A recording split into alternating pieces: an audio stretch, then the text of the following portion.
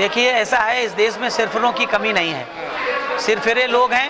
वो मानवर कांसीराम साहब या बहन जी के या पार्टी के पोस्टर या झंडा जलाने का जो काम करते हैं, वो एक तरह का राष्ट्रद्रोह है। राष्ट्रीय पार्टी है, वो सिरफिरे लोग होते हैं और बाद में वो लोग ऐसी गलती करने के बाद माफ़ी मांगने का काम भी करते हैं। और उन लोगों ने माफ़ी मांग ली, जहाँ तक मेरे संज्ञान में आया है, उन लोगों ने माफ़ी मांग ली। जब माफ़ी मांग ली तो उन्होंने गलती का एहसास हो गया, तो उन पर कार्रवाई के बहुजन समाज के लोग हैं, गलती करते हैं, गलती करके माफ़ी मांगते हैं और मूवमेंट में काम करने के लिए फिर से तैयार होते हैं, तो उसमें कार्रवाई क्या की जा सकती है उनके ऊपर। बाबा साहब को काला झंडा दिखाने का काम करते थे, बाबा साहब का भी विरोध करते थे लोग, और ना मीडिया उस समय बाबा साहब को दिखा रहा था, ना ही कोई अखबार दिखाने के लिए तैयार था। तो वही प्रक्रिया आज भी मतलब इस देश के अंदर चल रही है। कांसीराम साहब को भी मीडिया ने कहा, मतलब जब हमने सरकार बनाई तो उसके बाद थोड़ा मतलब उनको स्पेस दिया, नहीं तो उन्होंने भी कभी स्पेस नहीं दिया। मगर उनका कहना था भी ये ना दिखाएं, हमें खुद अपना मीडिया बनना है। देखो, सड़कों पे उतरने का मैं बता रहा हूँ कि सड़कों पे उतरने का जो संवैधानिक मतलब तरीका है, और हम लोग कह रहे हैं यदि हम लोग वोट में एक दिन वोट का अपना सही उपयोग कर दें तो आपको जो है जमीन पर उतरने की जरूरत ही नहीं है। जो आपको जमीन पर उतारने का काम करते वही जमीन पर आ जाएंगे।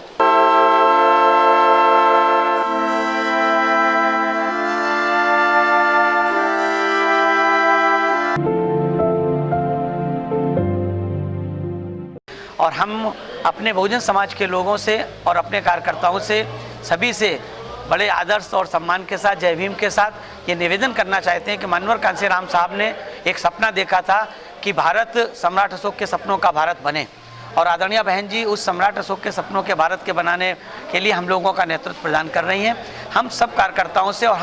हम लोग भी यहाँ से संकल्प लेकर जाने का काम करेंगे कि आने वाले, चाहे वो पार्षद के चुनाव हो या आने वाले देश के तमाम विधानसभाओं के चुनाव हो, बाई इलेक्शन हो, उन सब में जो मानवर कांसीराम साहब ने बाबा साहब के बराबर के वोट के अधिकार का एक महत्व समझाने का काम किया था, और उत्तर प्रदेश सहित देश के तमाम प्रदेशों में मानवर कांसीराम साहब ने बहुजन समाज के लोगों को ना बिकने वाला समाज तैयार करने की अपील की थी। और उन्होंने कहा था कि जैसे लोग होते हैं वैसे उन्हें नेता मिलते हैं, जैसे नेता होते हैं वैसे उन्हें लोग भी मिल जाते हैं। तो मानवर कांसीराम साहब ने कहा था अगर ना बिकने वाला समाज तैयार हो जाएगा तो बिकने वाले नेता अगर समाज में आएंगे तो ना बिकने वाला समाज उनको खदेड़ने का काम करेगा। इसलिए हम सब लोग ये बात का संकल्प आज लेने का काम कर रहे हैं कि हम लोग ना बिकने वाला समाज तैयार करके बहुजन समाज पार्टी को इस देश की शिखर पार्टी बनाने का, शीर्ष पे पहुंचाने का काम करने का संकल्प लेने का काम करेंगे। सच्चाई ये है कि ये जो दूसरी पार्टियां होती हैं खास तौर से दो काम करने का काम करती हैं। एक तो ये कि समाज में वो ऐसे लोगों को पैदा करती हैं जो पार्टी की या हमारे मूवमेंट की विरोध करने का काम करें। वो पेड वर्कर होते हैं और पेड पार्टियां भी तैयार करते हैं। पहले सामाजिक संगठन बनाए जाते हैं दूसरी पार्टियों के दम पर, बाद में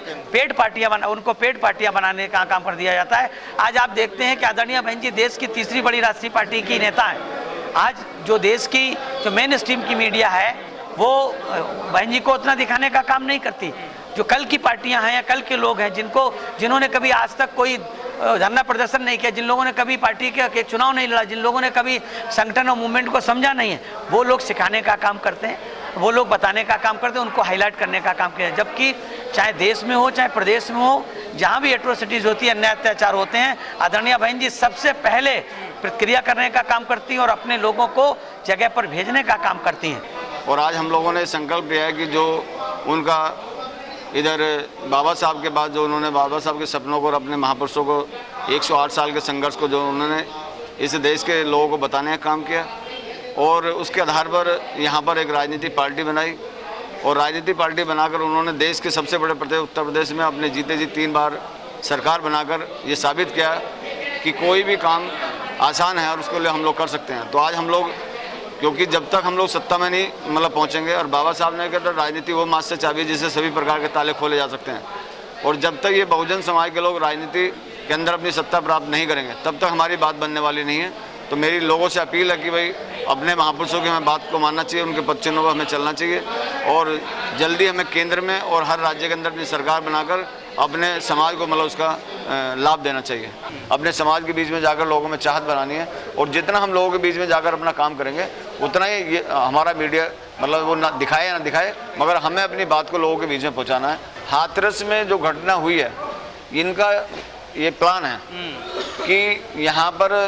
गरीबों पर इन पर अत्याचार किया जाए और ये लोग रोड पर उतरें। जब ये रोड पर उतरेंगे तो उन्हें पता है कि भाई ये 5-6 पार्टी के लोग हैं, ये एक दल के लोग नहीं हैं, और जैसे ही वो लोग रोड पर निकलना शुरू करते हैं तो उनका जो समाज है वो बिल्कुल तैयार हो जाता है। वो मतलब इस चीज़ को देखे कि भाई ये लोग हमारे सामने इस तरह की बात कर रहे हैं,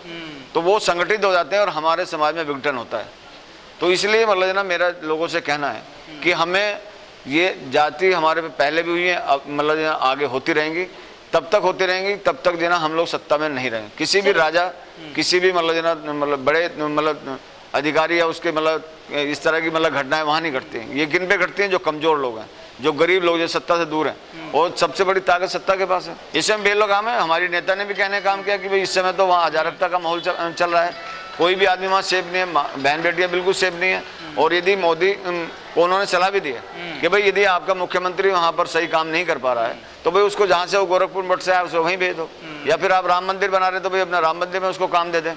तो इसलिए मतलब ना उन्होंने ये सलाह दी, और नहीं तो भाई फिर कोई और दूसरा मुख्यमंत्री तलाशना चाहिए जो मतलब वहाँ लॉ एंड ऑर्डर को चला सके। और यदि वो नहीं चला सकता, कम से कम मेरे लॉ एंड ऑर्डर को जो मैंने 4 बार सरकार चलाई है तो उसका 50% मान ले तो आधे अपराध तो वैसे ही खत्म हो जाएंगे। जिन्होंने एक प्रधान नहीं जीता, एक मतलब कोई चुनाव नहीं जीता, कभी चुनाव लड़े नहीं, वो लोग यदि मतलब इस तरह की मतलब वहाँ जाकर राजनीति करते हैं तो इससे मतलब लगता है कि वो किसी से प्रेरित है या मतलब पेड़ है। बामसेव DS4 और बहुजन समाज पार्टी के संस्थापक और 21वीं सदी के महानायक, जिन्होंने इस बहुजन समाज को एक राजनीतिक प्लेटफॉर्म दिया, राजनीति करने का तरीका सिखाया, उन महान पुरुष की आज 14वीं पुण्यतिथि है कि सुबह इस पर हम लोग सबको सत सत नमन करते हैं। बहुजन समाज के तमाम दिल्ली प्रदेश के आए हुए कोने कोने से सभी बहुजन समाज के कार्यकर्ता, बहुजन समाज पार्टी कार्यकर्ता